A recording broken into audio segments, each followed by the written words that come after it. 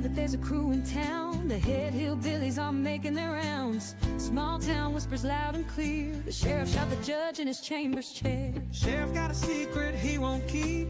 Judge shot dead in his disbelief.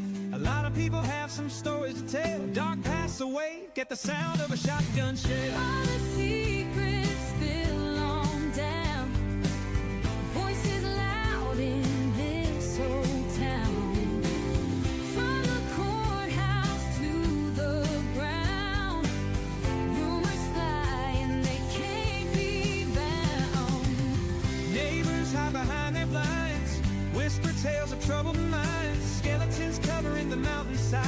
A treacherous reality in the pines. Winter reveals the hidden lies. Moonlight couldn't mask their cries. Shadows caught in sunlit skies. There's no cover, no disguise. All the secrets spill on down.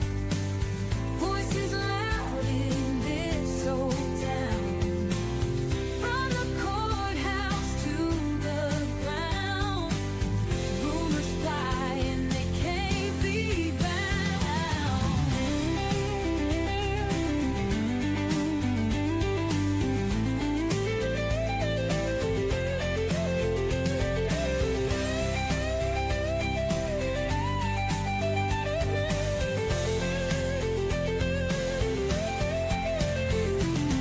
Winter reveals the hidden lie.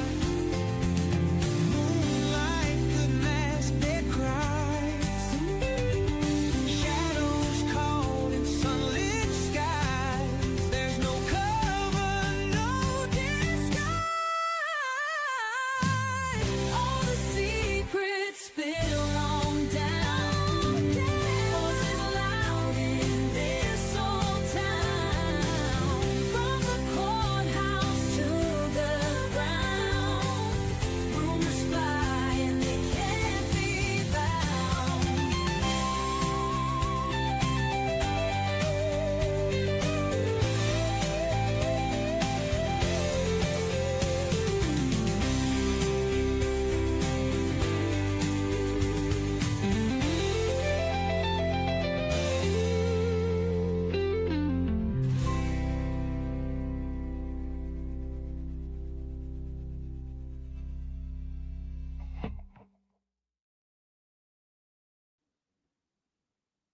Hello, good evening, everybody. Welcome to the show. My name is Elizabeth, and this is Hillbilly Crime. We've got us a guest tonight, Miss Brandy. Miss Brandy has been, if you have been following some of our shows lately, we had Taya Adams come forward recently about her personal experiences in the Letcher County jail and just in the Letcher County criminal justice system, period. There's lots of different ways that people have felt like victims of our justice system. And we're finally having a platform. Hillbilly Crime has finally given us a platform where people are starting to feel comfortable because, Miss Brandy, welcome to the show. Thank you so much for being here and for coming on. Would you tell us a little bit about yourself? Well, I'm a mom. I've got three. They're grown, they're adults now, but they're still my babies. And also, like Ty and a lot of others, I was kind of like a second mom with them. Anytime any of them needed me or there was any way I could help any of them because of circumstances that, they were in, I always tried to help or tried to be good to everybody. And everything. But I met all of them through my oldest child who started out at 14 going into juvenile drug court. And he didn't get out until he was 29 out of the legal system. And it was a big mess. Those kids have been through so much, and I know they're not kids, but to me they are, and they've been through so much from So day one. so your oldest son, right? He had Yes. gotten in some trouble, and so he was introduced. Was there a juvenile drug court? Yes. He was actually part of the first group that went through. It was kind of experimental, I guess. They were testing things out. I hate that he was in the group that they tested with, but he had it was a situation I wasn't really happy with or comfortable with, but I was kind of put in a position, either I signed papers or they were going to take it as neglect on my part as a parent, and like it would affect my other two children that was younger than him. And so I kind of felt powerless at that point.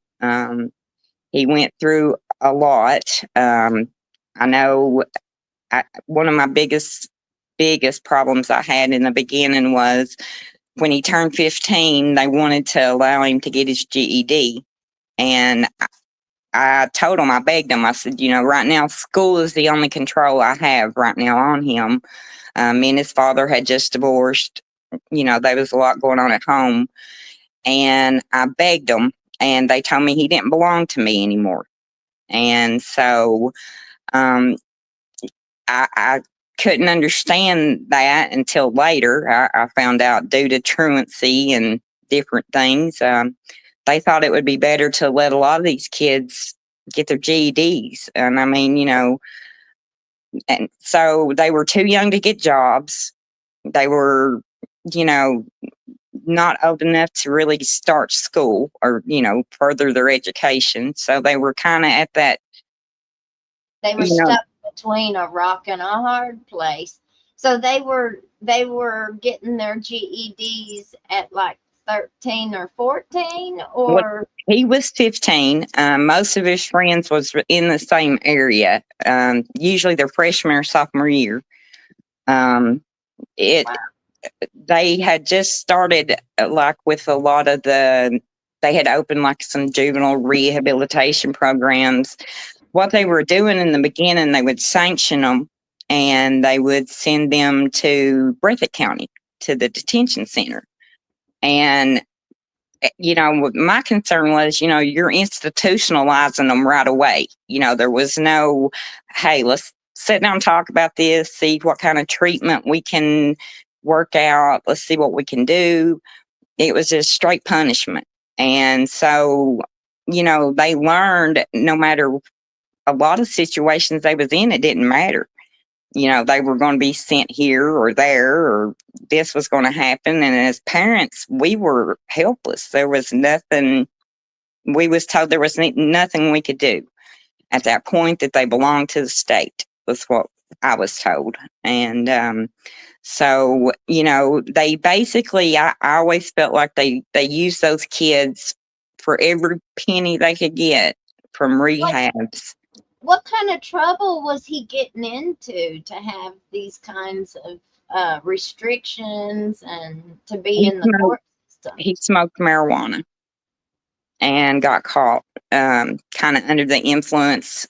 And we went to court, and then that was it from that point on. And He was in so the system. he was in the system at that point.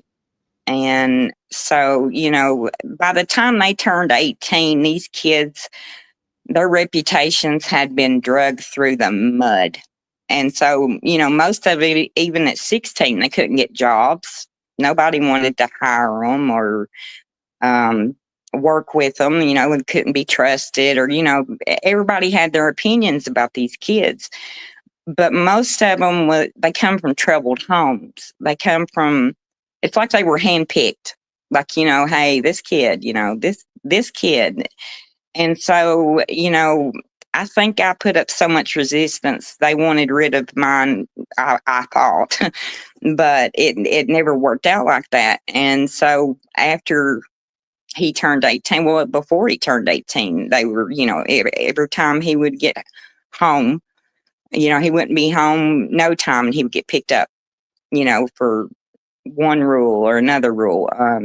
They had counseling about every day. So counseling, drug testing, there was something. And, my other children, I felt like I always cheated them because I was so involved with what was going on with him at the time and most of the time. And Yeah. so, but in the program, I think him and a lot of his friends, like Ty and a lot of the others, they learned to count on each other. Like Yeah. they became their own little family, their own little, Group. they were all each other had. And so, and they kept those friendships all, still do. Well, it's a bonding that they go through that nobody else could understand the kinds of restrictions that were on them, the kinds of rules and guidelines that they had to do. It's kind of like they over treated everybody, Everything. instead of, go ahead. A lot of the children, like I was saying, they had such bad circumstances at home, structure and things didn't go very well. It didn't go over well. And so it was like they were set up to fail. Yeah. It was heartbreaking to watch it. They would get maybe to level 2 or, and then they would do some minor infraction or they would take a drug test or, just something and then get set all the way back to start over again. And they would get so discouraged and just like, we're never getting out of here. And they didn't even have to have dirty drug tests. One of my girlfriends never peed dirty, not the first time, but it was her mouth. She would say stuff that they didn't like, or somebody would say they saw her talking to somebody she wasn't supposed to be talking to that was also in the drug court, which that was an adult drug court, but still. He done that too. It's really the same types of rules, isn't it? Yeah. And I just always, I would try to, if I asked the questions, it seemed like he got punished harder. So I kind of learned to be careful, to back off, be careful, or I would conveniently get a call. Somebody would call in from social services and then I would have them at my door, or they would go to the school and talk to my kids at school without, and it was terrifying to them because I tried so hard to keep what was going on kind of, from messing with their childhood as much as I could. Yeah. And, but I just always, had a tug in my heart for all of them. And, they all knew no matter how old they got, no matter where they got, what situation, if they needed me, call. And I would see what I could do, if I could arrange something or somewhere they could go or help or something. And, I was criticized and always kind of, the cops kind of would always look at me like, I was a bad person because I was harboring, these people. And it's not that. They just wanted to be loved. They just wanted a family. You're talking about kids right now. Oh yeah, they were children. They were still, it was a form of grooming that, they knew that no matter what situation, this is it. This is what we have to do to get by. This is, and now, I'm not going to say the man's name, okay? But somebody said that you tell me, you said you took Taya somewhere one time, but we're not going to say who, we're not going to say where you took her, but you took her to see somebody. She asked, see somebody. Yep. She had asked me if I could give her a ride. It was real important. And I said, sure, no problem. And I took her. She came back down, you know, heartbroken, and just looked defeated. And it was one of those situations I knew, but I didn't want to ask a lot of questions. And it was so sad, she come back to the car with a pack of Roman noodles, a pack of cigarettes, and a $10 bill, and told to not be seen, to go. And so,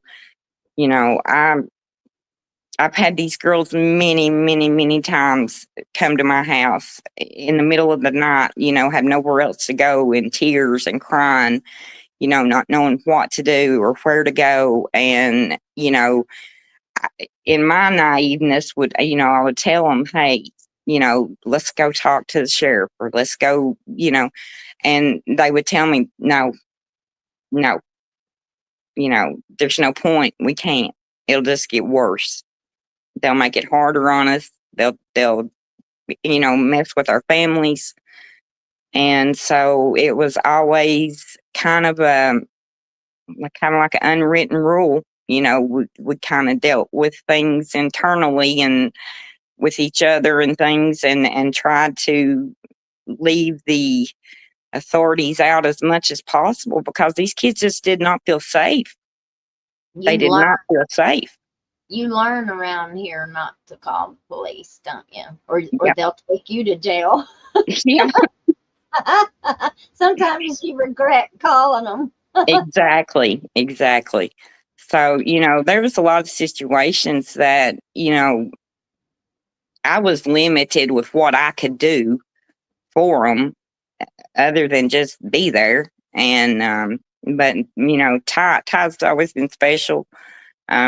She's so smart, and she's always been such a loving person. And I think it just would break me, because I would see these girls like Ty and Lexi, and there's so many of them, and I would see the gifts and the wonderful things about them, but they had been beat down and groomed to the point that they didn't think they were worth anything. It was, I just got to make it to the next day, and it was so discouraging, and it just broke my heart to see all of them in that situation. And with the men, or with the guys, they were always being sent off. They were always getting shipped off somewhere. From 14 to 17, my son was hardly ever home.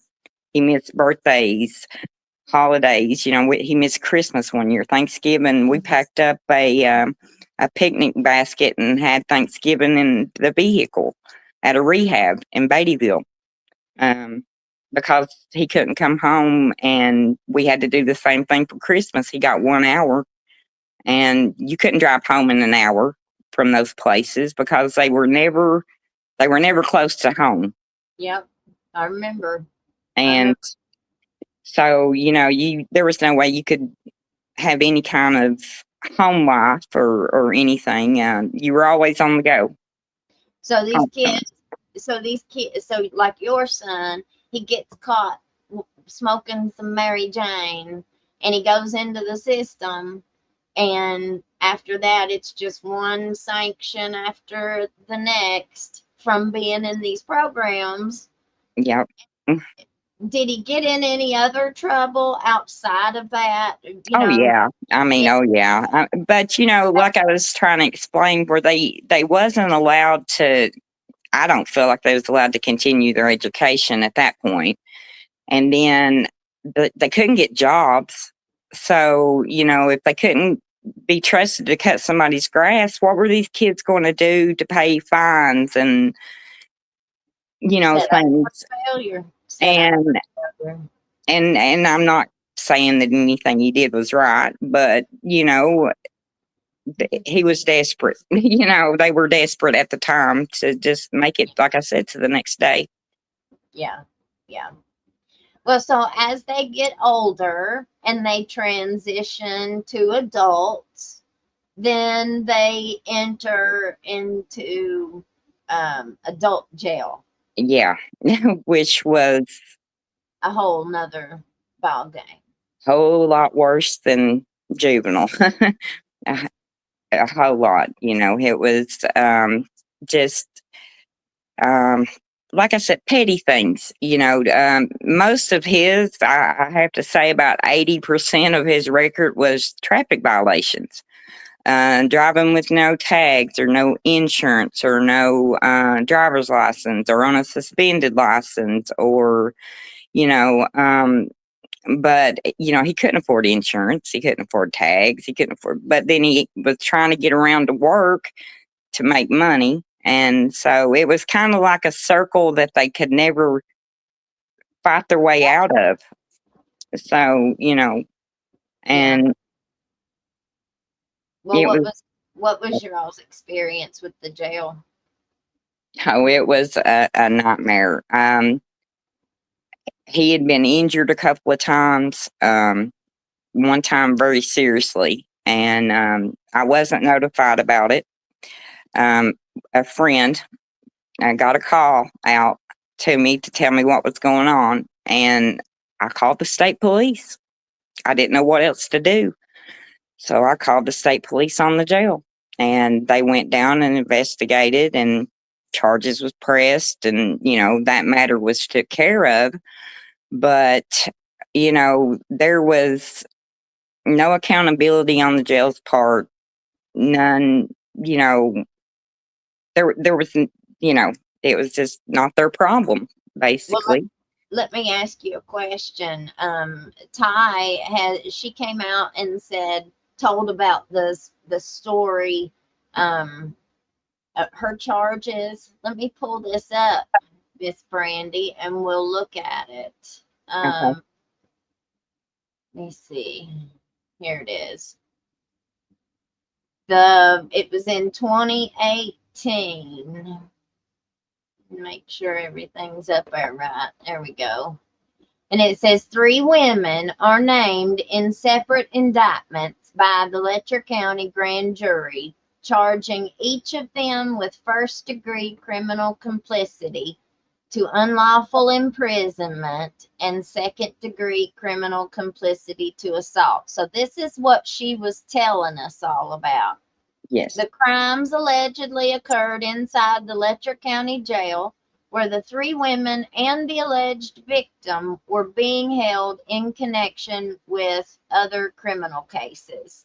It says Brittany Looney, 30, Ty Lucas, 33, and Alexis Bentley. So that's Lexi Bentley that we've been talking about.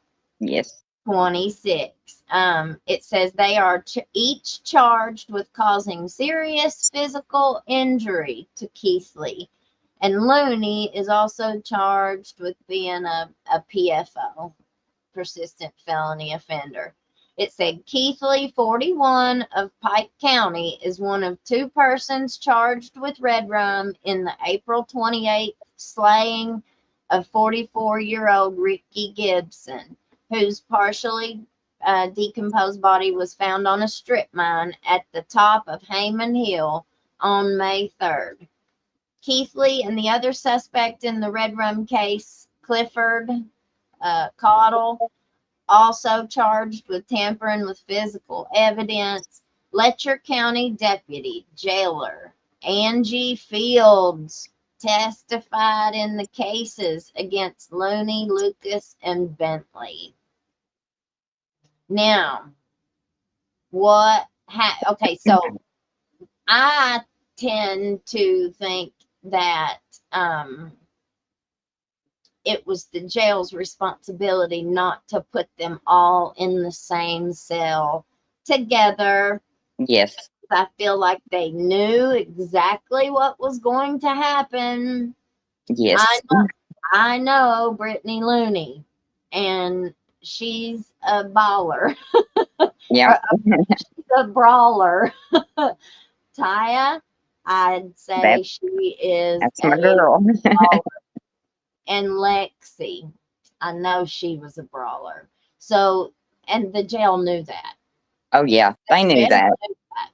They knew those girls didn't care to throw down, whether it was in the jail, whether it was anywhere. Yeah. They And knew. and a lot of times I think that was a problem. I know when my son was injured, um, the cell he was in was, I mean, straight across from the booth. I mean, you could straight Yeah, across. yeah. So the fact that he had as severe a damages to him as he had, um, there'd have Somebody, had to have been some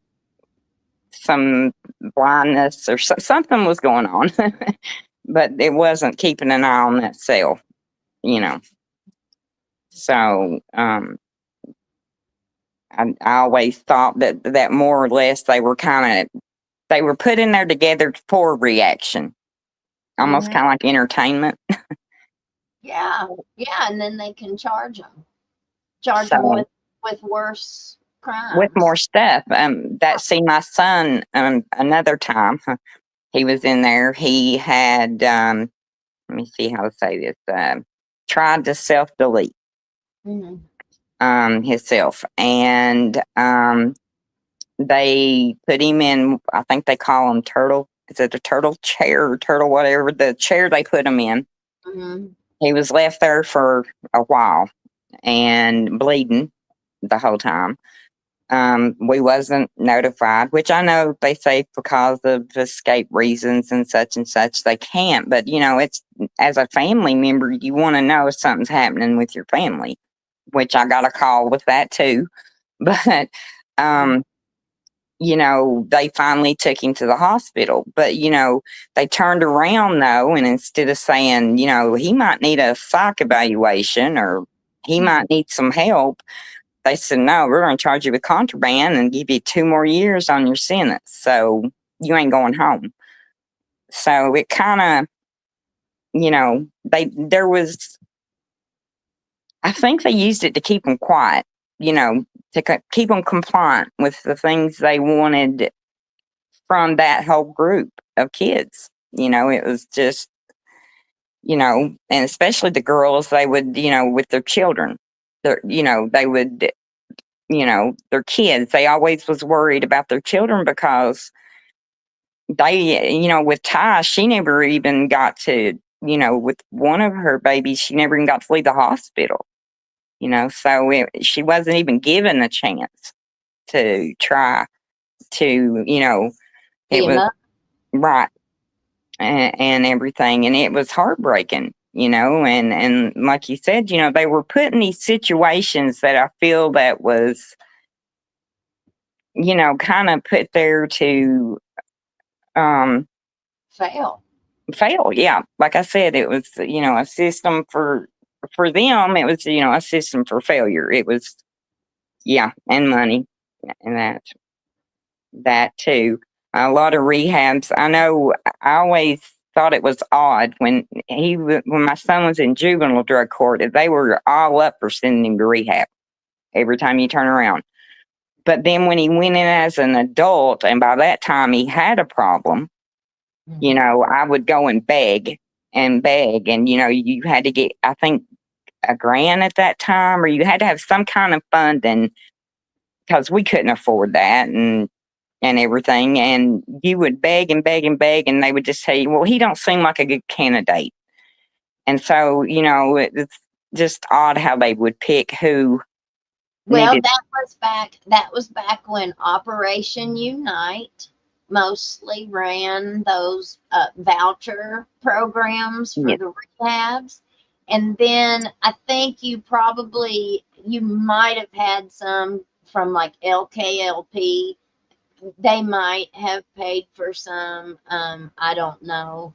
They might. I'm wanting to say, surely to goodness, there was another. they sent him to one time. I believe it was in Knott County.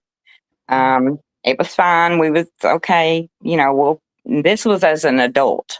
Mhm. He called me that evening after the jail had took and dropped him off.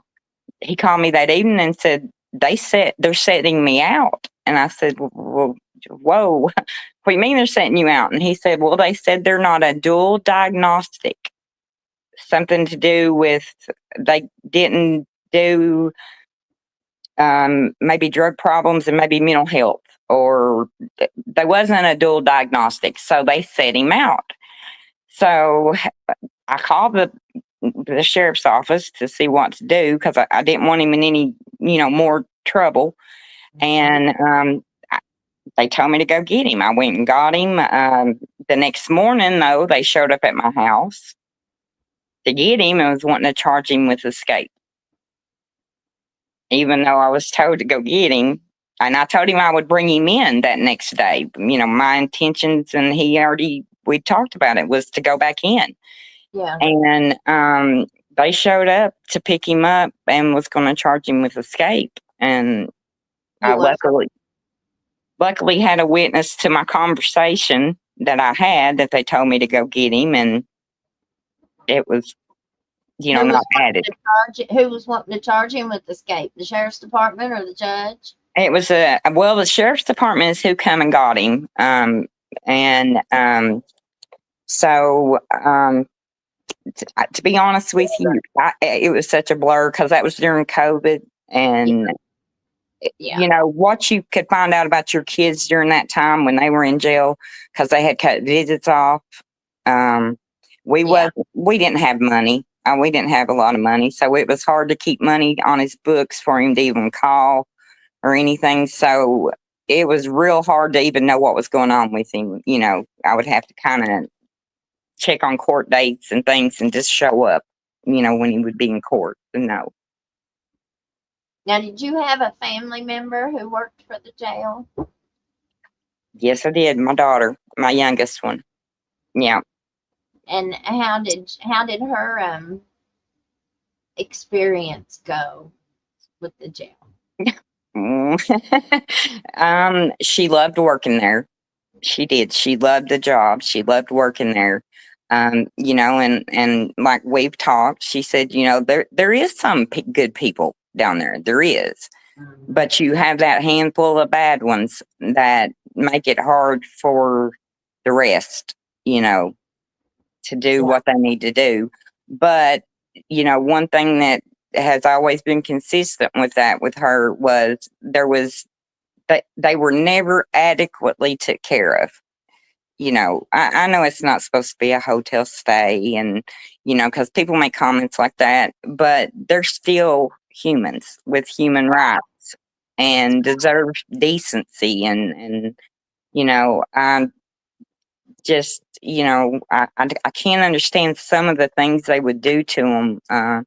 Tying the pepper spray incident was just, just to, I just don't understand it. I don't know. I guess I'm So anybody that doesn't know about the pepper spray incident, she told the story that there had been a fight in the jail, and they put them in the chairs, those chairs that you were talking about, strapped them down, and they pepper sprayed them and turned the heat up all the way, wouldn't give them no water, wouldn't let them wash off the pepper spray. Just made them tough it out. I have another mother that I know. Her and my son, they pretty much stayed together in jail. They pretty much was in there together most of the time. And, I talked to her, and she said they had done her son. They had put him in the chair with no clothes, and his body temperature dropped. He almost passed away. And, things like this that, there's reasons, there's rules and reasons of why you can't leave someone in those chairs that long. And, I'm just not knowing why anybody would treat another human being the way some of these people have been treated. It's heartbreaking. It really is. Well, now there's been several that have died in the jail. haven't there? Yes. I'm not even familiar with them all. I'm just learning myself here lately. I got an email today about Sharon, Miss Sharon. Are you familiar with that at all? Not a whole lot. I mean, I've heard that, or what they said happened and everything. I didn't really like know her, but I have heard, things that went on down there. My I guess my way of thinking might be different, but they shouldn't be left long enough, alone long enough for something like that to happen. Where who was watching, who was taking care of them. I think it's the Fourth Amendment that they're supposed to be protected, when they're in custody and, things. Yeah. Well, what I heard was that she allegedly did it like right where the phone, Visitation. yeah, right where visitation is. Well, Right in front of booking. yeah, the booking desk is right there, Yeah. isn't it? Yeah. It's How right in the, how in the world? with all windows Yeah, that's an open window area. area. Right. There's no way that somebody shouldn't have seen that somewhere. Right. My daughter had told me that, like, if sometimes when an inmate was having a mental health crisis, that they would put them there in that area. I guess maybe to watch them. So if they might have had her in there, she should have been definitely being looked after. What did that happen during COVID 2020? July 27th, 2020. That was when COVID Yes, hit. And I remember whenever that happened, weren't they were putting people in that area because they were having to separate everybody yes, due to the COVID. And yes, I remember going down there um at that time, and they had like one person in one telephone area, that first telephone area, and then they had another one in the next, and then they had another one in the next. And so I wonder if that's where she was at, if she was assigned to one of those little places during that right. COVID time. Yeah, I wouldn't. I don't know. I know during COVID, my son had been, uh, he'd been in there for 2 years around the time COVID hit, or about 2.5 years by that time. And so they instantly shut visits down. So we had no contact with our family members. I mean, if you couldn't afford to put money on their books to have phone calls or not visits, I'm sorry, phone calls or, commissary and things like that, you know, we had no idea what was going on with them up there. And I had a friend of his, another kid that I feel like's one of my own. Um, he had a job, and he was an EMT. He came to me and explained to me that they had, I guess, had someone get very ill, and they had to go in and get them. The other person, and he comes straight to my house and was like, "You've got to get him out of there. He looks like death. He looks horrible."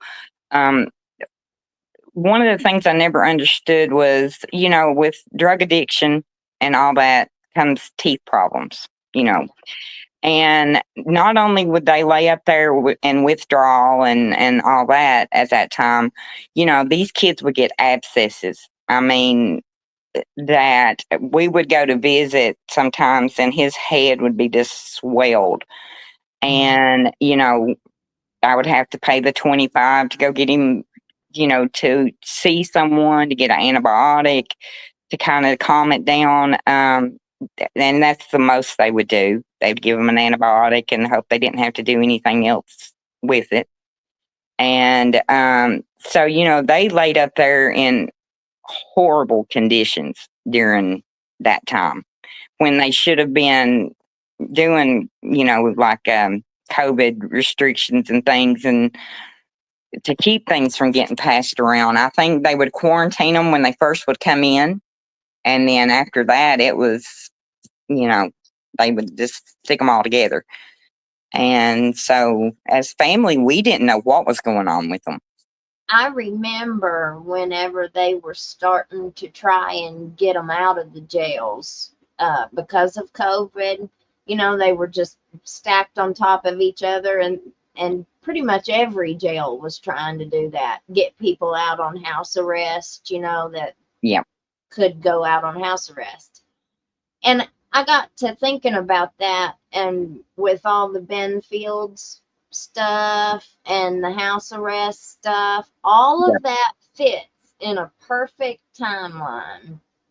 You had COVID that happened down at the jail in 2020.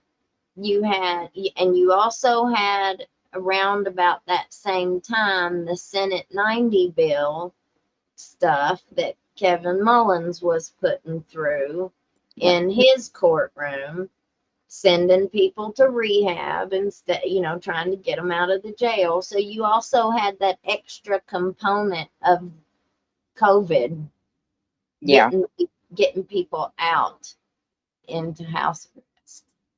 And that's another, like, I guess, opinion of mine, but I believe that a lot of the men during that time wasn't even offered house arrest, or they wasn't. I mean, it would be kind of interesting, I mean, in my opinion, to go Yeah. back and look at the records and see how many women was on house arrest compared to how many men was on house arrest during that time, because I think at that time they were running that jail as if they were the DOC. They were, they didn't have to answer to anyone when it come to standards and Yeah. the way that things were ran, because normally most things our kids or family members would tell us at visits, hey, this is going on, could you talk to somebody or whatever. But when COVID came, it shut everything down. We had no information coming in or out, so we had no idea what was going on with our family during that time. We didn't know, or could they get house arrest, or is it possible? There were a lot of high hopes. I know we had hope that that would be a possibility, because it was a nonviolent crime. It was something petty. It wasn't anything that, and he had, I think, not even a year left. And so he would have been a perfect candidate. And he had been on house arrest before, years back in his 20s. And, so, but he was never offered and was never a good candidate. That's what they would tell us, was he just wasn't a good candidate for it. And I just think he just wasn't female. I mean, that's my opinion, but Hey, that's what we're here for, is our yeah. opinion. I mean, we're allowed to have them. Yeah. This has devastated our community, and every time I dig a little deeper, it just gets worse and worse and worse. Um, let's see. I got a picture here of.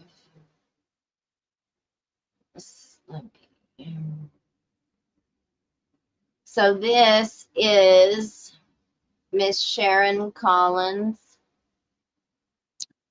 This is an article that she got in some trouble, but it sounds to me like she was a victim of DV, Yes. domestic violence, the same as a lot of women in this area are. you know, you get groomed from a young age Yeah. to accept certain treatment. But it says a Letcher County woman, let's see, this was back in 2007.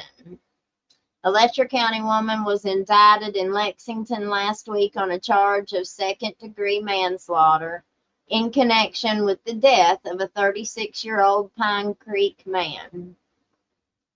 Says Sharon Collins, 30, was originally charged with red rum in the death of David B. Hogg, and this blows my mind that they charged her with all this, Yeah.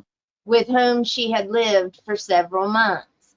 The Lexington Herald Leader reported that Collins testified before a Fayette County grand jury on November 20th.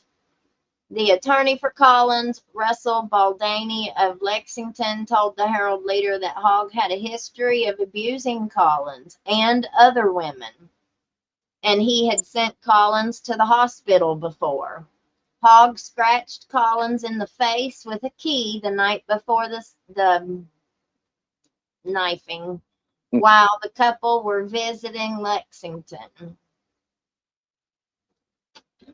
It says, the stabbing occurred in the early morning hours of September 16th. Collins told authorities she was at the Rosebud Bar downtown while Hogg and an acquaintance were breaking into cars to steal radios, her attorney said. Baldani told the Herald Leader the couple got into a fight later while they were in their car. He said that when Hogg slammed on the brakes, Collins hit her head on the windshield and got out of the car. Baldoni said that Hogg was trying to drag Collins back to the car, giving her road rash, and was on top of her when she defended herself with a pocket knife, hitting him in the aorta, the Herald reported. Neither knew how serious the wound was, Baldani said. Collins originally told police that she found Hogg dead next to their black Ford Taurus after she left the Rosebud Bar. She later told police she did it in self-defense.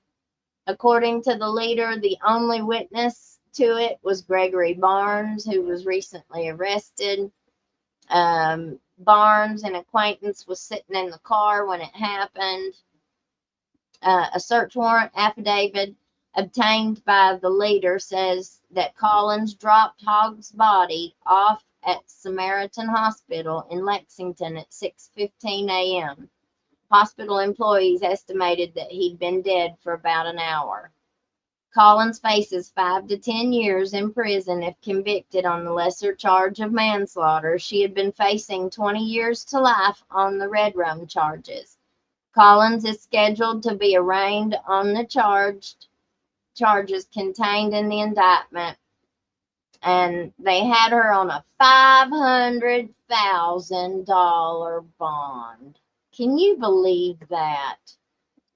And she probably wasn't harmful to anybody but him. You know. Yeah, and here's what they said on her death. This was July 27th, 2020. Kentucky State Police and the Letcher County Coroner's Office are investigating the death of an inmate on Sunday in the Letcher County Jail.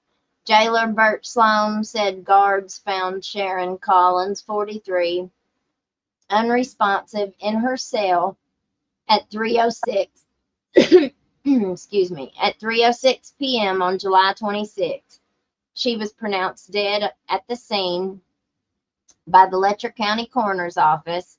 Sloan said on the advice of the county attorney he could not give additional information about the manner of death until Kentucky State Police finished their investigation, which I never did hear of anything else about that. Did you? No, it was just one of them things that kind of disappeared. Yeah, disappeared. Just According disappeared. According to court records, Collins had been in jail since July 23rd, so she had only been there 3 days. Not long. Well, she'd been in there since July 23rd and she died on July 26th. That's only 3 days. Yeah. 2 days after her birthday, when she was arrested on an indictment warrant for possession of a controlled substance, first offense, which ain't much, public intoxication, which ain't much, No. tampering with physical evidence, possession of paraphernalia, and resisting arrest.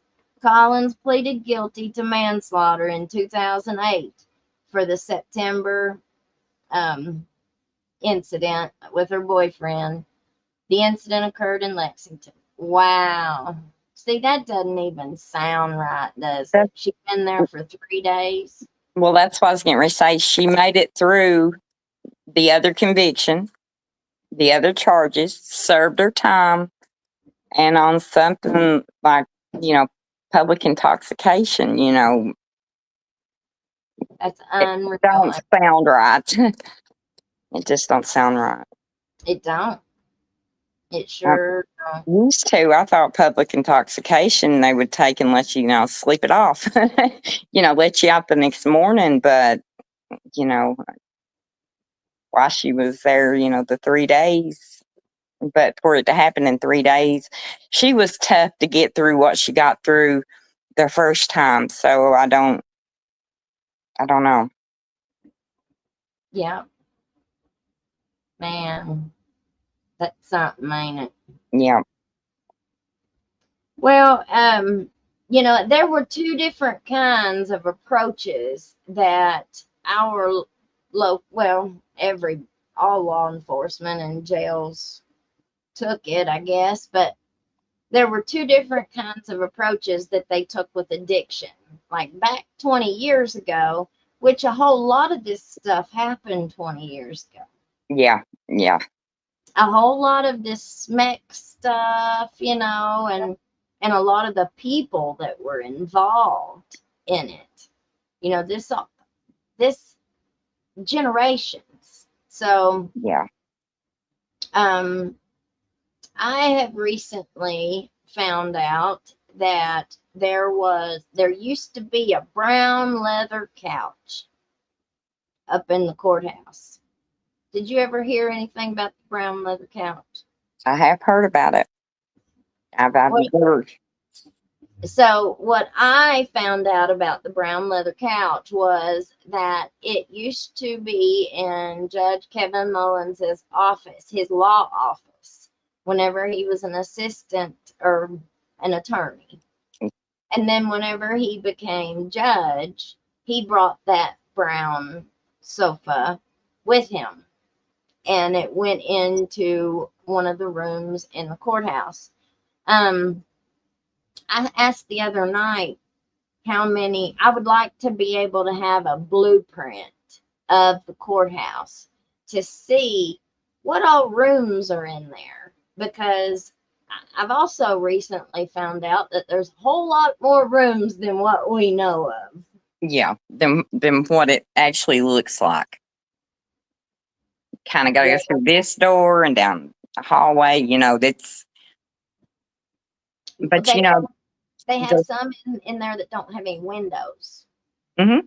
Yeah. They're on the inside, kind of. Yeah. Aren't they? Yeah.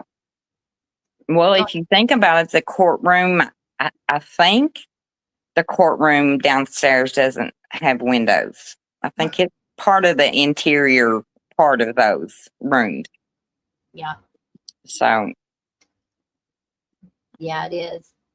Well, I wanted to read another personal story that has come to us. Let me pull it up here.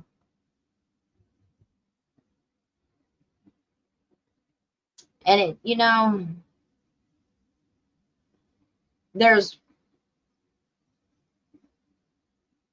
I said that once Taya came out, I hoped this would be like Bill Cosby. Do you remember what happened when Bill Cosby got accused?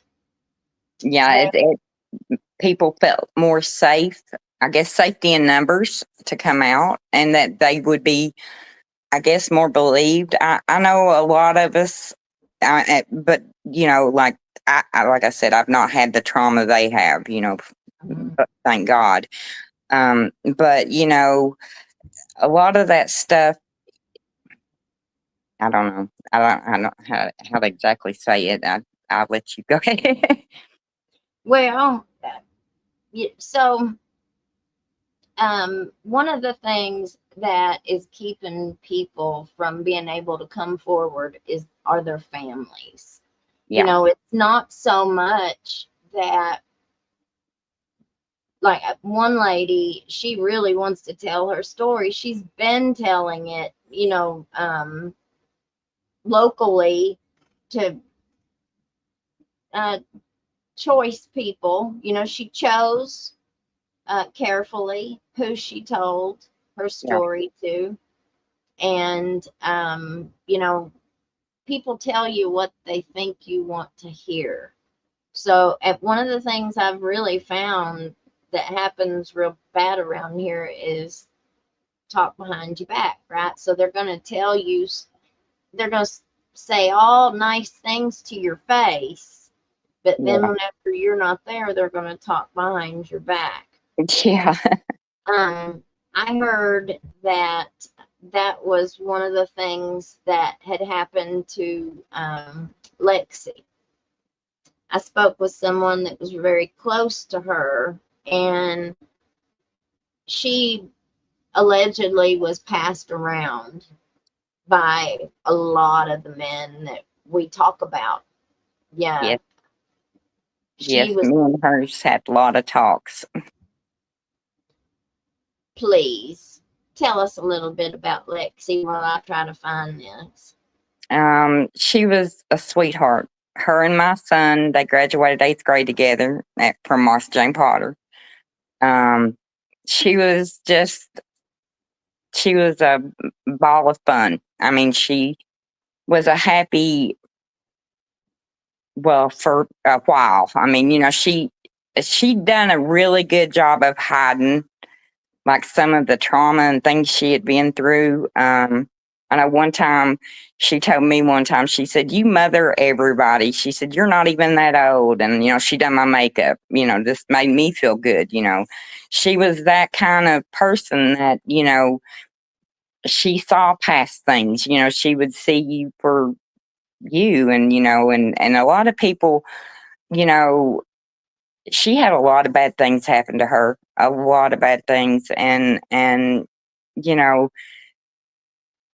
to even be as a good a person, like a good a friend as she was to people, and the way she was, the way she had been treated and done, you know, I don't think anybody deserved her kindness. I mean, she was, it was always gossip and there was, you never heard, if her name was brought up, you never heard anything good.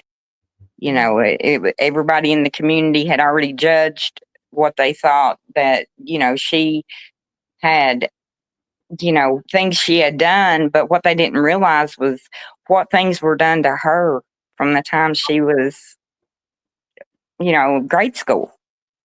And she walked around surviving, but she made all of us laugh. She was just a good kid. She was a good person all the way around.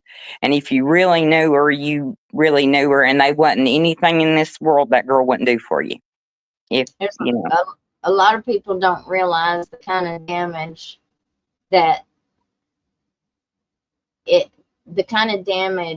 happens when you're a young girl, and she was a child.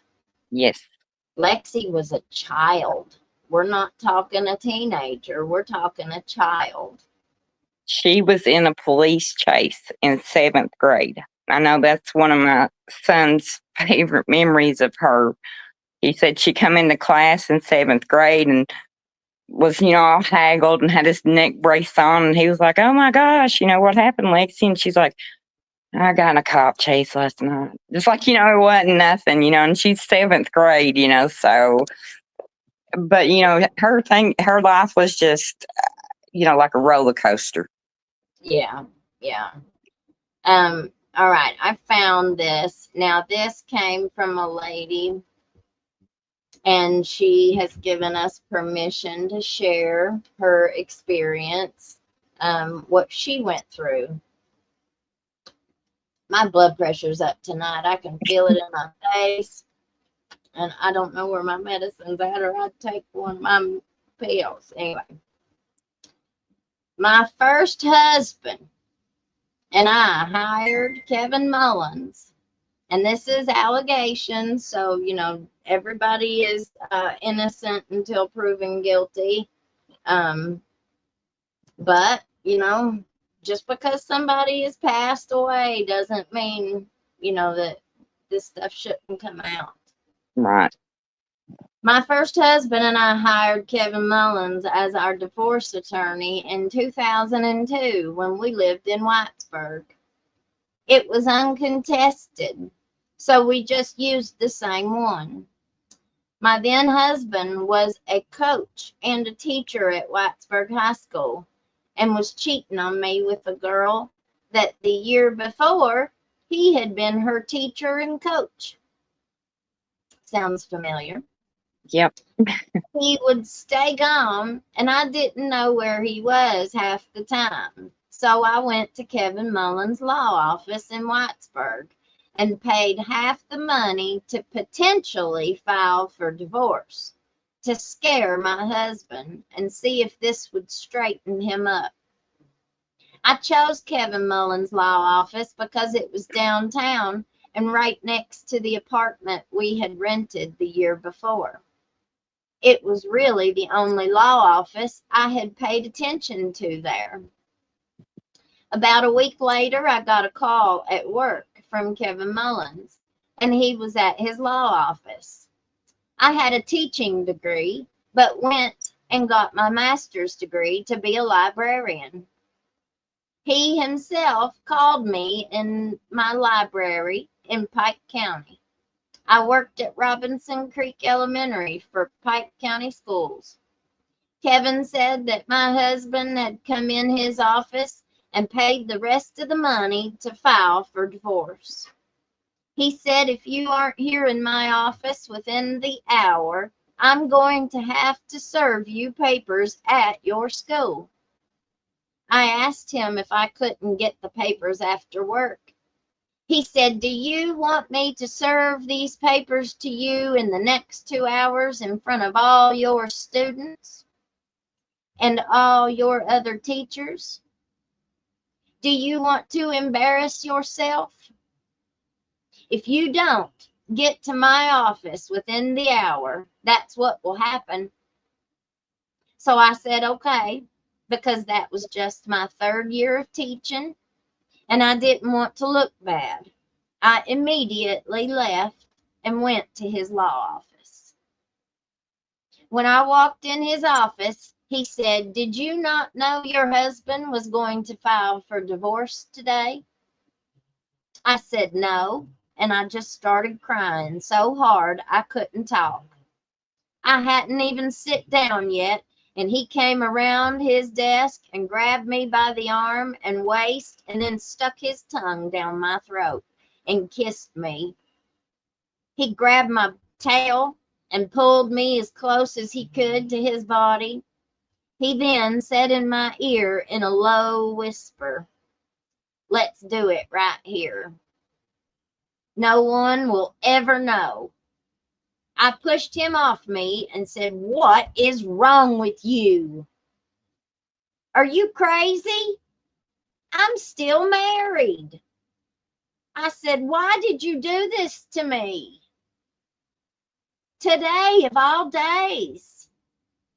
I abruptly left his office. I went out in my car and I cried and I cried. Kevin had a girlfriend at the time, which was a local dentist. My best friend that was a dentist worked with her. A few days later, Kevin called me at my work again. I had a private line into the library.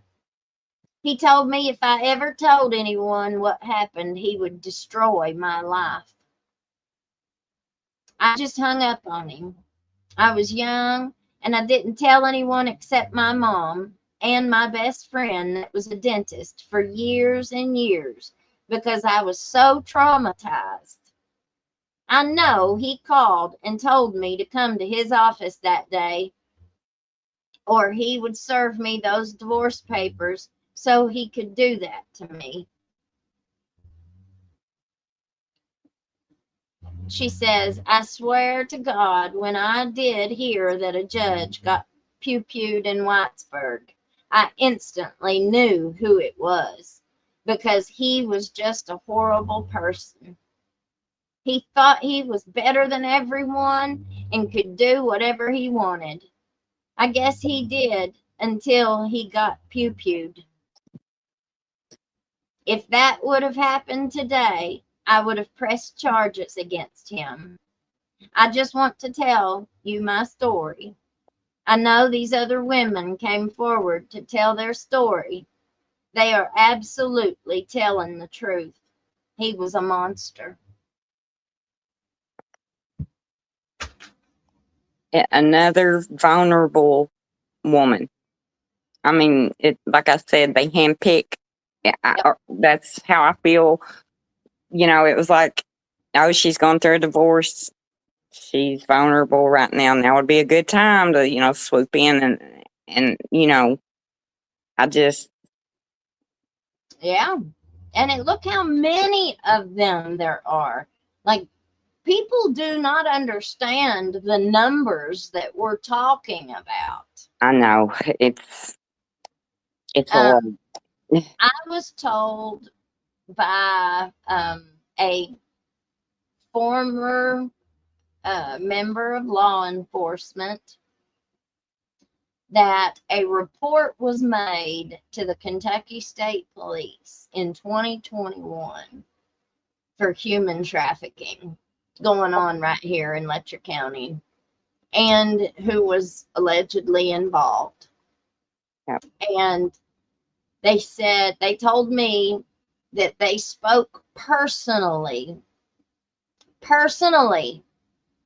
to the lady who was over their task force, who was over their trafficking task force. And they said we had already, if I got this right, if I didn't misunderstand what they said, that they had already had a report of it or a tip of it, and that they were investigating it, if that's what it was. And then nothing else was ever said about it. Nothing else ever came from it. Everything disappeared. I mean, it doesn't matter in a lot of situations what it was or how severe or, it disappeared. That's what made a lot of distrust between the citizens and the police departments and the state police and things like that, because, they were beating our family members to death over traffic violations. But you had our judges and lawyers that were making all these decisions were the main violators, and nothing was happening. I mean, it was very scary and intimidating. I've had my own child tell me, Mom, back off, quit being nosy, back off. You're going to make it worse on me. And, to know something's so wrong and not be able to do something to help, or it's bothered me for so long, because there is so many people that I honestly think that they thought that that number of people, who would believe that? There's so many that's just, and I just thought they never thought they would ever get caught. They'd Yeah. never get caught. They would be Well, able to keep everything mm-hmm. covered. Mm-hmm.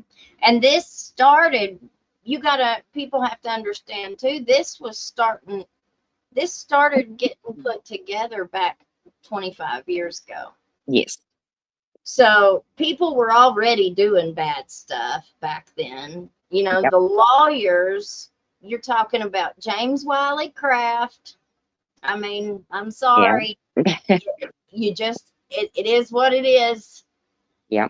James Wiley Craft was a lawyer from way back. I don't even know what decade he started practicing law in the Letcher County Courthouse, maybe the 60s or Probably the 60s, I think. I think him and my dad are close in age. But I think it was in the 60s, I think. It was when Bird Hogg was our judge at the time. And boy, there's stories about that one. So Yeah. there's a lot of stories about him. Yeah. And Larry Collins. Yes. There's a lot of stories about him. I've heard allegedly that he paid for sexual favors, and he was homosexual, wasn't he? Yes. And so he's paid for favors from whoever, but it's our youth. And one of the big things that's a very common theme, it seems like, they keep going after these young Very, girls. very young. I mean, Minors. We're talking minors. Now, not all of them were minors, but there's a lot of minors. Yeah, a lot. And you wonder, how do they get access to these minors? So, okay, if they do like young girls, where are they getting access to young girls? Well, where did they get access? Taya was a little bit of a different situation because her sister worked for Edison Banks, which was the prosecutor. Yeah. So she got introduced to it in a completely different way. I'm not really sure how the rest of them got introduced to them. Do you know? Drug court. Juvenile drug court. Most of them. Most that I know and that I've talked to were introduced and kind of started with drug court. And so they were, I'm going to say, like between, most of the time, like I said, between 8th and 9th grade, right in that area was when they were getting most of them. I mean, it could, it didn't have to be. Some of them, maybe got caught sneaking some of their parents' pain medication, or, it's small things. We used to always say that our kids, like my son went in because of smoking marijuana, but when he got in there, these kids discovered, hey, they're going to drug test us every so many days. So what can we take that won't show up on a drug test? And so these kids become educated, or to kind of educate each other with medication that, maybe they would have never had any access to. They would have not had access to. And then they tell them they can't have any contact with other people in drug court, but then they put them together 4 days a week in counseling, and they're drug testing together. They're together constantly. So, and like I said, I almost feel like some of them were just handpicked. Like, this kid over here, nobody's going to care. Nobody's going to fight. Nobody's going to.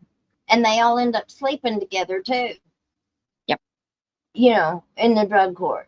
So they end up, if they all have to show up at a certain time on a certain day, it's going to make sense that some might carpool together, if they don't have a ride, if they don't, they're going to gravitate to they're going to be kids. That's teenagers. I mean, you have peers, and you want friends and a social life. And like I said, a lot of these kids, they yanked out of high school and got their GEDs. You know, so they wasn't going to school every day and getting to socialize and have, you know, a normal teenage experience. They had already, that was over. That was over in the beginning. And all of them, a lot of them, if you go back and you look at their school records or even have a conversation with them, these were intelligent kids. These were kids that were talented, that had potential. They had so much potential and so, still do. But I feel like a lot of it was stolen. A lot of it was took from them without, I don't even think until they're going to be a lot older, they'll even understood exactly what was took from them, you know, not just innocence and experiences and, you know, just a typical, you know, kind of life, You you know. said you said it at the beginning of this. It institutionalized them. Oh yeah, right away. You know, there's no solution. It's sanction. And I used to say that at home all the time. There's not a solution, it's a sanction. There was never a, you know, let's see what's going on with them, because to be honest, they didn't want nobody seeing what was going on with them. Yep. They didn't want the outside looking in at what these kids were going through. They didn't want them in counseling talking about it, because they were the ones committing the acts. Yep. And if they do say anything, they're punished. They're punished. They're punished, and then they're scared to death after that point. And, you know, it leads right into adulthood. And that's how they controlled a lot of them. You know, people say, well, when they turned 18 and this and that, it didn't matter. They were all kind of almost programmed to think there's no point. They're going to do what they're going to do to us. There's no point. There's no point. Taya said it. I think she's talking about the chair. She says Leslie County has something called the RAP. The RAP says it's a futuristic restraint device that folds your body in half and straight-jacketed forehead crammed to your knees. And then she's got a second part to it. They have to put a helmet on you because it's impossible to sit up and not fall over, but they make you try for 18 hours, then 10 minutes break to eat, drink, and pee, then back into the device. See, to me, that's just medieval. That's you know, it's medievalish. It's not, shouldn't be part of crime and punishment. I mean, I don't think. I mean, you know, that's like even with the jail in Letcher County, death row inmates get at least 1 hour a day of sunlight, air, something. I think Ty told me she may be in 2.5 or 3 years, she only got outside 3 times. I know my own son, if he hadn't have worked and got to be trustee to go out to work, you know, he wouldn't. But I mean, even now, you know, they're all on vitamin D. They're on supplements because they went so long without adequate nutrition, without sunlight, without, you know, all the things your body needs. Yes. And so, you know, this started on them as kids. So, you know, it's like they know no other way. I guess would be the way to say it. Yeah, well, that's the institutionalized. Yeah. They don't know any other way. How's your son now? He's great. He's great. As soon as he served his time, got done with everything, I pulled him out of Letcher County. You know, like I said, not everybody can do that, but I knew I had to, or it wasn't going to get any better. He enrolled himself in college, and he works, and he's great. I mean, you know, he's clean. He's been sober and so he's he's doing wonderful, you know, and I'm very proud of him now. I just, you know, as a mom, you just, after knowing everything everybody's told me, I know there's things he still hasn't told me himself, you know, and you just, you know, I just pray. I just pray that he didn't go through some of the things that I can imagine he probably did, you know. Is he on Suboxone or anything like Yes, that? He yes, is. yes. He actually, I don't remember exactly the circumstances, but they placed him on Suboxone when he was 17. But it was like for just a very short period of time. They told me then it would only be like 3 years was I think Yeah, the maximum they had tried it. Well, when they cut the program or whatever they was doing at that time, that's when we would have to pay for him to go out of state to get him. And, you know, that you just, some months you could go and some months you couldn't. And, you know, and so his quality of life was horrible. yeah, yeah. Always having to bounce around from being on it to not being on it, not Yeah. having it. Yeah. Yeah, because used to it had such a bad reputation, doctors wouldn't prescribe it. You Wouldn't couldn't. even talk about it. And if you had it in your system, I know a lot of them didn't want to be your doctor anymore. Yeah, Didn't want to fool with you. I've tried to tell people how bad it was back Yep. then, and now it's completely changed because it's got all this funding. There's Yep. all this money coming in. Yep. I was wrong the other night. Well, several times I've said it and I was wrong. So we found, well, I don't know if I want to show. Yeah, I guess I can. We found some of the the tax filings for the Help End Addiction for Life, the Heal Initiative. I thought it was a for-profit company, but we found it, and I don't know, maybe it started out that way and then they changed it to a nonprofit, or maybe I was looking at the wrong one before, but we found the right one this time for Whitesburg, Kentucky. And the numbers on this stuff is just outrageous. Contributions and grants for the current year, 2024. And this is one of the nonprofits that they started down there in Whitesburg. $162,000 in contributions and grants. Total revenue, 162,000.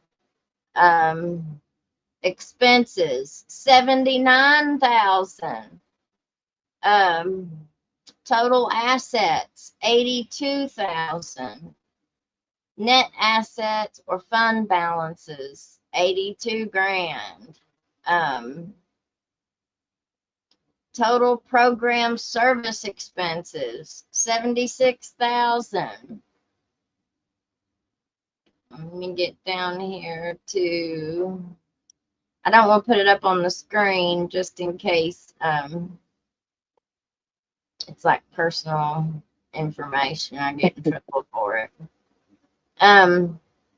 But it's got, here are the compensation of officers, directors, trustees, key employees, highest compensated employees, and independent contractors. So they've got Sydney Whitaker, president of HEAL, Ellen Wright, secretary of HEAL, LM Mike Cottle, director, Ellen Wright, director, Van Breeding, director, Joseph Grossman, director, and Drum roll, please. Tim Robinson. Arc. ARC's founder, Tim Robinson. Yeah. I've said for a long time that they got all of this got going with SOAR. SOAR is this big organization that some of our senators and politicians put together out of Pikeville. And it just got bigger and bigger and bigger and bigger and bigger. You know, it started early 2010, 15, around in that area. It started getting put together. And you can just see it all goes in that timeline.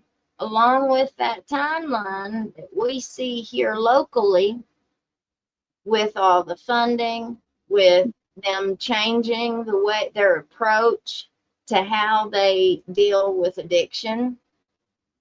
They didn't give a damn about anybody laying down there in that jail, in no jail. It didn't No. matter what jail they were in. It wasn't just Letcher County jail. They would It was let you any- lay and die. Yep. Before they would let you see a doctor, before they would give you a Tylenol. anything. A lot of them looked at you like if you were in opioid withdrawal, you deserved it. You Yeah. know, they didn't care how sick you were. It was almost, they almost got a sick, it was like they got a sick satisfaction with watching the suffering of human beings. And it wasn't just then.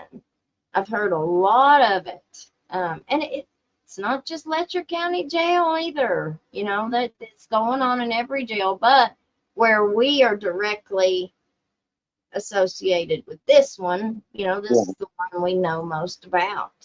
Yeah. What else is there anything that you wanted to say? Anything else? No, just, I'm proud of what they have come, and done outside all these circumstances, to see them healthy and sober and all these kids, some, have found their way and some haven't. And, I hope I hope that this coming out will make other people have the courage to say, hey, this happened.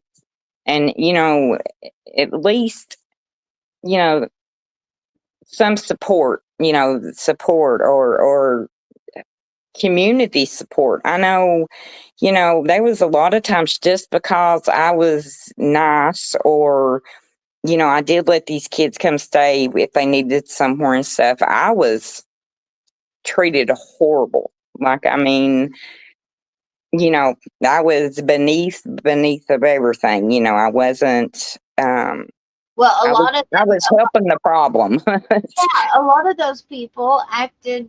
If you did anything, it seems like they took it personally offensive. Right. If you did something to help somebody that they were after, they took it personal. They got personally offended that you would do that. I think they worried too if they had told us the secrets. Because there were times that I felt like, it was like, what do you know? So I think, they wanted them isolated. They wanted them kind of to where nobody, or what I guess ostracized, where they was kind of cast away to where there ain't nobody going to believe you if you do say anything, and I'm sure a lot of them have been told that too. They socially isolate you. Yeah. Yeah. They socially isolate you. Yeah. Go ahead, honey. Oh, that's okay. Well, I was going to show I was going to show this Facebook post that Matt Butler put up about me, the one that Oh, he did. Did you see that? no, I haven't. You didn't see it? Okay. Give me a second here. So I think it was April 3rd, on April 3rd, our prosecutor, who is the brother-in-law of Judge Mullins, he put up a big Facebook post talking about me. And he was telling everybody that they couldn't be his friend and my friend at the same time. I've heard you mention it. I haven't seen it though. Yeah, but yeah, Okay, so let me pull it up here. I didn't pull it up or talk about it, or I mean, I talked about it, I guess, a little bit, but I didn't pull it up for a long time. I don't know. I just didn't really know. how to take it almost. Well, Well, no. okay, so let me read it. I'm not going to pull it up. I'm just going to read it. All right. So it says, this was from Matt Butler. How would you feel if your 8 or 10-year-old child had her uncle red rummed, or your middle school aged nieces had their father red rummed? What if it was your brother-in-law or your husband? Would you deserve to be ridiculed? Have your home recorded on video and shared on the internet with the comment that you aren't home much? Would your child deserve to have her picture plastered on the internet? Of course not. But would you want to be friends with someone who violated those children's privacy in that disgusting way? I have about 700 people who call me a friend and also call that terrible human being a friend. Your Facebook friendship with someone who does that says to me that you are fine with her behavior. Make a simple choice. Stop being my friend on Facebook and in real life, or stop being friends with that person. The fact that you all pretend we are cool and then click on the videos that humiliate my children and my nieces make me sick to my stomach. The fact the internet page is monetized and you're making someone wealthier by ruining a childhood is even worse. Are you even a little bit ashamed of yourselves? A child or widow's tragedy is not entertainment, and none are public figures. Do I need to tell you what harm you're causing because you can't figure it out on your own? Remove me from your friends list if that is someone you want to be friends with. And make sure you never pretend you're my friend in public.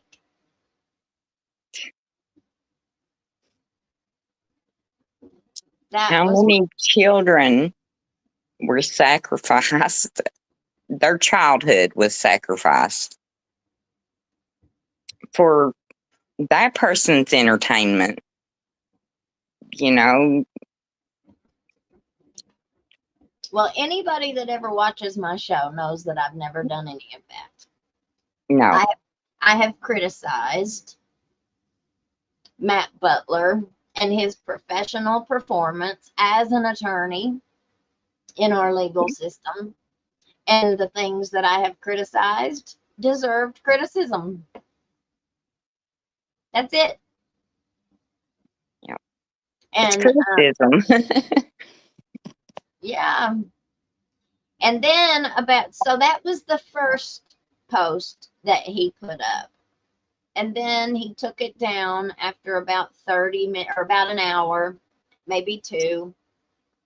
And then the people who went ahead and unfriended me, which weren't very many, I can tell you, because on your Facebook account, it will show you how many people unfriended you or how many friends you got on a certain day. It's called analytics, and it's great. And I went back and looked, and there were only 130 people out of that 700 that unfriended me. And I gained over 2,000 followers that day on Facebook. So it really, now there were a few who just believed what he said because that he was trying to hit people's emotions. Yeah. You know, he was trying to make people, you know, how shame, you know, and I guess make people feel sorry for them, you know. And let me ask you a question too, Miss Brandy. So see if what you think about it. So right after the shooting happened, you saw a whole lot of people come out publicly in support of Mickey Stines. Yes. They came out behind him, blindly behind him. It didn't matter what Mickey did this for. He does, you know, whatever he did it for, we support him. But then I saw a drastic slow of that, and I felt like there was a lot of pressure being put on people by Butler. You know, just like he put out that Facebook thing on me, I'd say he was also putting pressure on people, anybody who was coming out publicly in support of Mickey. Yeah. You had people a lot of people reached out to me who had unfriended me and said, I am so sorry, but my boyfriend is in drug court and we're terrified that he will revoke him. I had friends that said, please don't be upset, but we unfriended you because my brother's on probation. We're afraid that he will revoke them, you know, and then recently I've probably had about 50. I mean, no joke. I've had probably about 50 people come up to me and apologize and say, I'm sorry. I felt pressured by him. Yeah. To unfriend you. But I'm gonna friend you back. I'm like, okay. You're more than welcome to. I think I was real conflicted with it myself. I knowed a lot of wrong things that had happened by both people.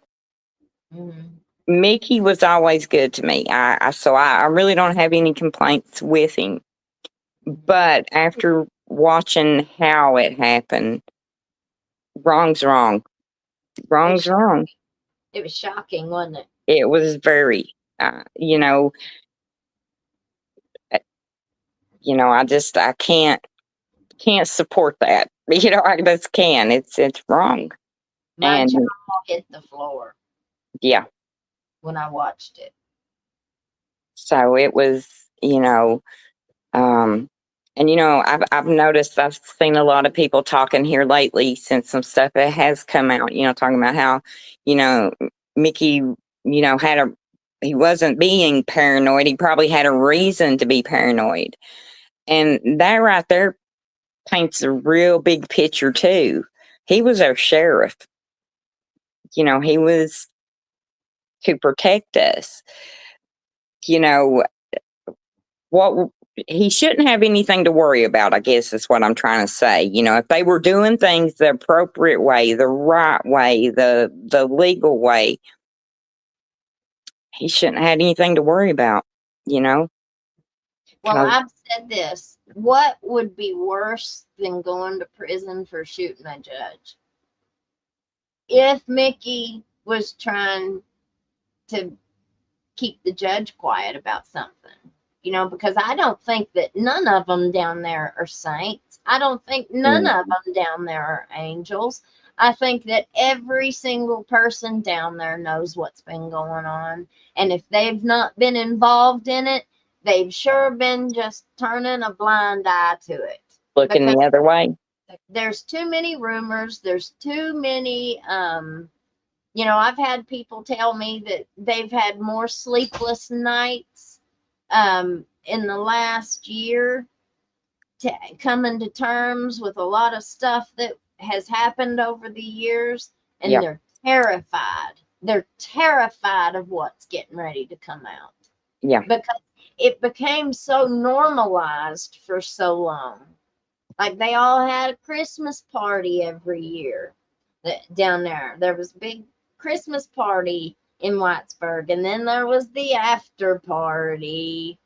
And then after the after party, The you real were part. yeah, you were really in the party if you got invited to go to the cabin. I've heard a lot about this cabin. I've heard that's where all of the topless waitresses, the naked parts all came out. Yeah. You And know, it's such a big thing. I remember this is how long it's went on. I remember my grandparents calling it Peyton's Place, which was an old, I guess, show, like a soap opera, kind of where, everybody slept with everybody. But, you had even the old timers knew, 20, 30 years ago that things were going on there that wasn't supposed to be going on. But I don't think the county just realized or didn't realize just how bad it really was. It was kind of a joke for a long time, just yeah, but there's a lot of people that are involved in a this, lot. and it's the perversion Yeah. stuff, like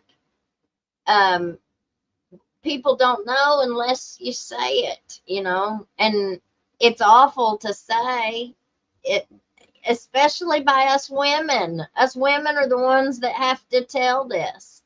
Yeah. I had a man tell me that he was one of the designated drivers many, many, many years ago, but that he showed up to one of the private parties and said he walked up in there and said that there was a handful of naked men sitting at a bar. They had like a bar, with bar stools. He said they were all sitting there at that bar naked, all the men together, while their wives were in the room with the one man who was allegedly like their what was that guy back in the 70s, the Orno Pay star? John Holmes. Yeah. So we allegedly have a Letcher County John Holmes. And so they, and these are the kinds of disgusting things that we're talking about. These are the disgusting truths. Yeah. The young girls that have for maybe 20 years now that have cleaned all their houses naked. What, you're taking these young girls and you're making them clean your house topless. You know, that's, You're turning them into prostitutes, is what you're yeah, turning them into. This is yeah, what sex trafficking is, whether people exactly. want to realize it or not. They didn't call it that 50 years ago. You know, they didn't Mm, call it that 30 years ago. But that's exactly what it is. It wasn't okay then, and it's not okay no, now, you no, know.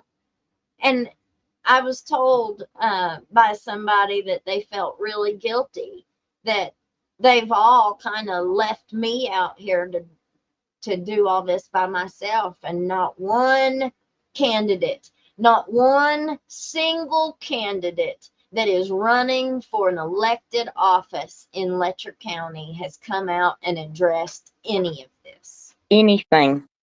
It's Nothing. like they're all hoping that it'll just close Go. itself up and go away.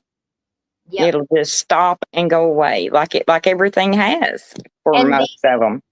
these people, some of them's godly men, and these are men that are in church every Sunday morning, you know, Yeah,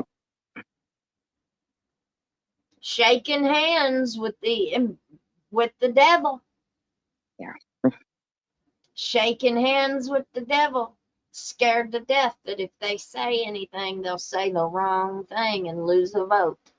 yeah. Well, that's the problem. Nobody's got a backbone. Nobody's got a Mm, spine because they're too afraid, oh, I might lose my job. Well, what did the rest of us have to do? I was blacklisted 10 years ago.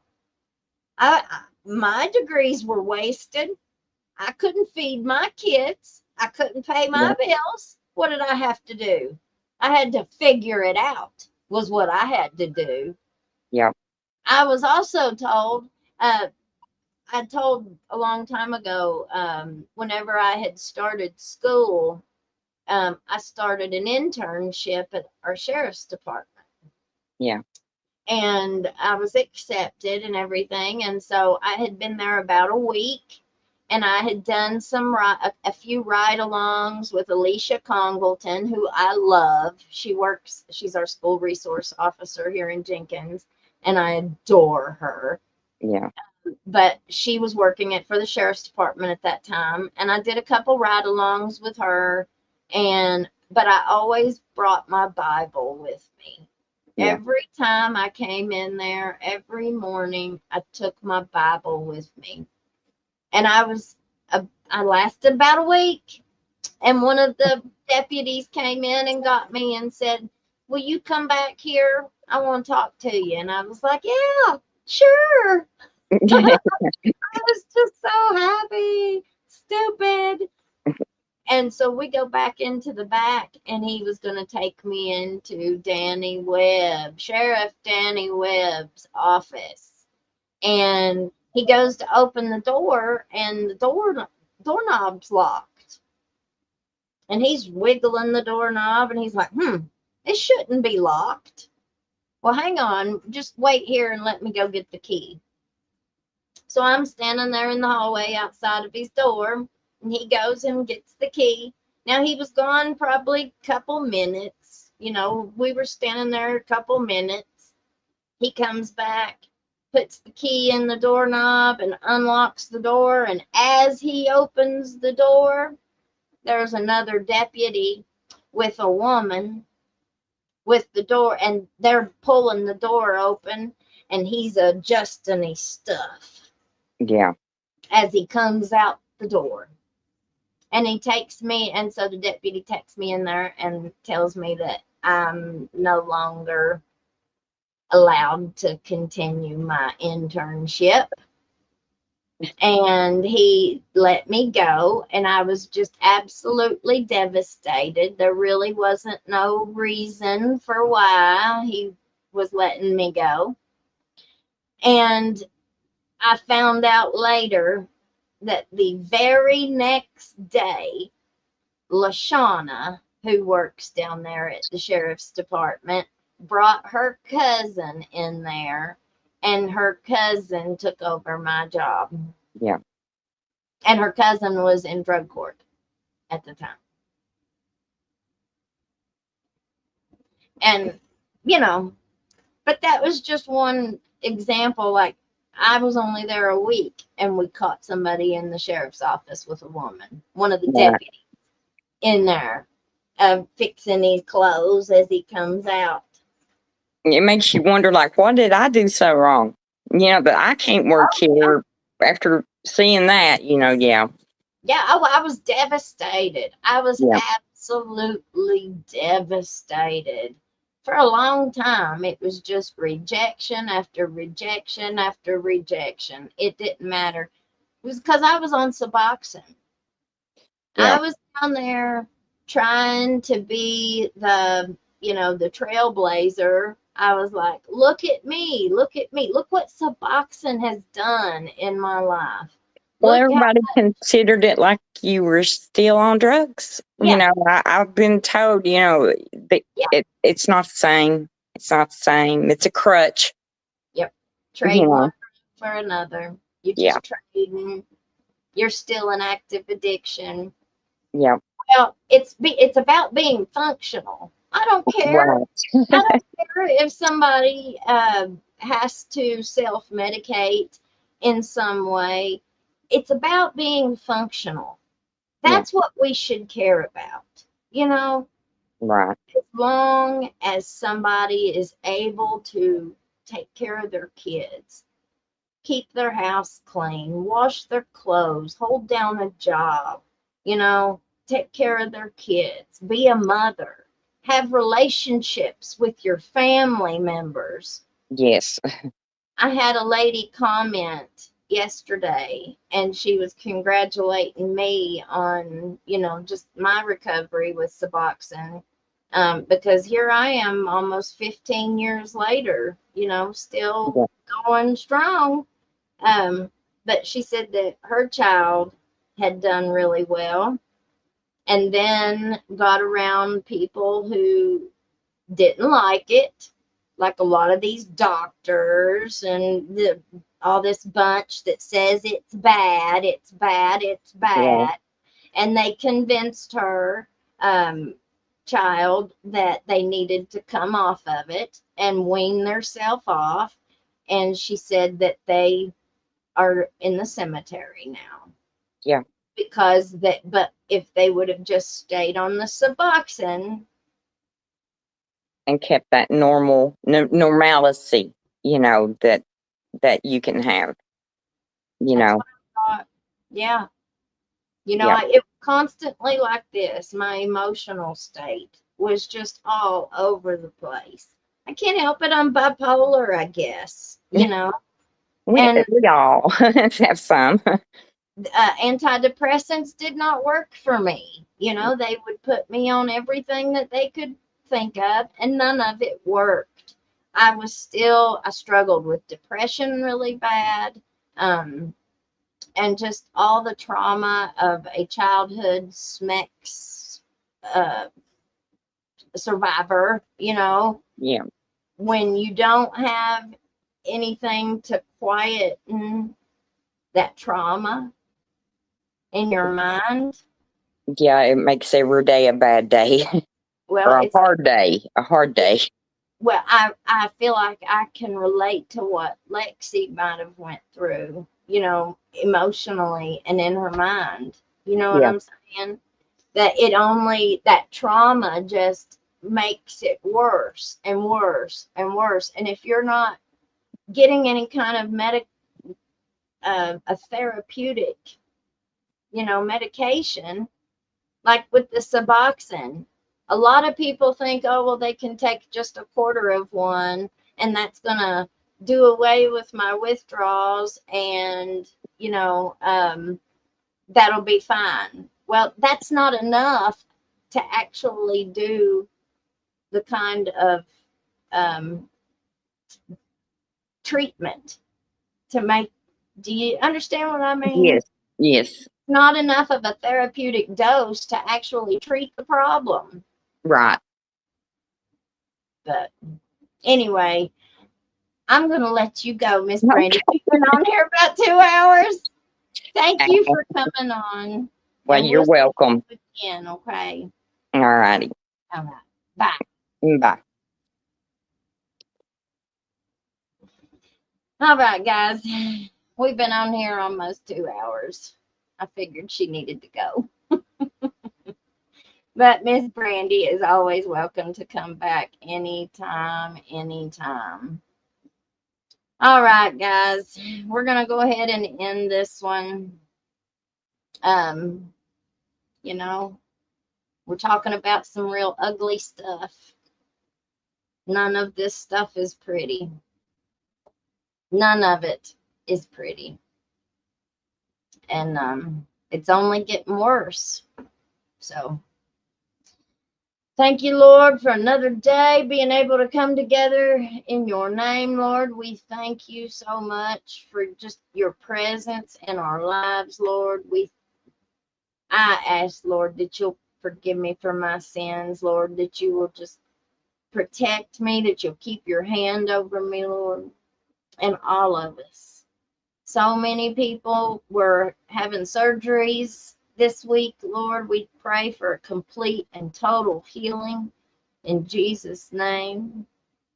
We ask that you will just go before us, Lord, as we try to tell these stories. We ask that you will just keep your hand over top of us, protect us, keep us covered by your precious blood, Lord. So many people are struggling in so many different ways. And all I know to do, Lord, is just pray for your will, that thy will be done. Help us to obey you. You know, they say that obedience is better than sacrifice. So I pray that you help me to be obedient. I pray that you keep your light right at my feet. Help me not to wander off the path. Help me not to mess anything up, Lord. So many times when I stick my hands on something, I mess it up every time. So I just pray for the Holy Ghost to go before me, guide me, show me the way. Until we meet again, Lord, we give you all praise, honor, and glory. In Jesus' name, in Jesus' name. All right, guys. Will you have a great rest of your night? Thank you, everybody, for being here. It's a tough subject, all of it. We got a new member, Lady Texan, N1X. All right, guys. Peace out, Girl Scout. You can't hide from hillbilly crime. You can't hide from hillbilly crime. You can't hide from hillbilly crime. You may not know that there's a crew in town. The head hillbillies are making their rounds. Small town whispers loud and clear. The sheriff shot the judge in his chambers chair. Sheriff got a secret he won't keep. Judge shot dead in his disbelief. A lot of people have some stories to tell. Dark pass away, get the sound of a shotgun shell. All the secrets spill on down. Voices loud in this old town. From the courthouse to the ground. Rumors fly and they can't be bound. Neighbors hide behind their blinds. Whisper tales of troubled minds. Skeletons covering the mountainside.